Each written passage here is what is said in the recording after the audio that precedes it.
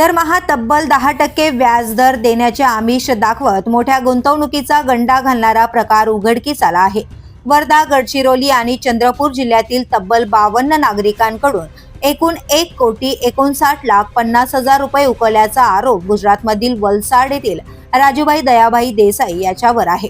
या प्रकरणी वरोरा पोलीस ठाणे येथे फसवणुकीचा गुन्हा दाखल करण्यात आलाय।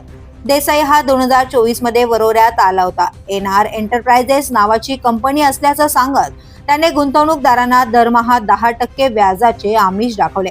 19 ऑगस्ट 2024 पासून नागरिकांनी टप्प्याटप्प्याने गुंतवणूक सुरू केली। सुरुवातीचे सुमारे 11 महिने व्याज वेळेवर मिळाल्याने विश्वास वाढला आणि अधिकाधिक नागरिकांनी लाखोंची गुंतवणूक केली। मात्र जुलै 2025 नंतर व्याज देणे अचानक बंद झाले। बँक खात्यात तांत्रिक अडचण असल्याचं कारण देत 2-3 महिन्यात सर्व रक्कम परत देण्याचे आश्वासन देण्यात आले। प्रत्यक्षात मात्र एकाही गुंतवणूकदाराला पैसे परत मिळाले नाहीत। फसवणुकीची खात्री झाल्यानंतर काही गुंतवणूकदार थेट वलसाडकडे गेले आणि देसाईला वरोऱ्यात आणले।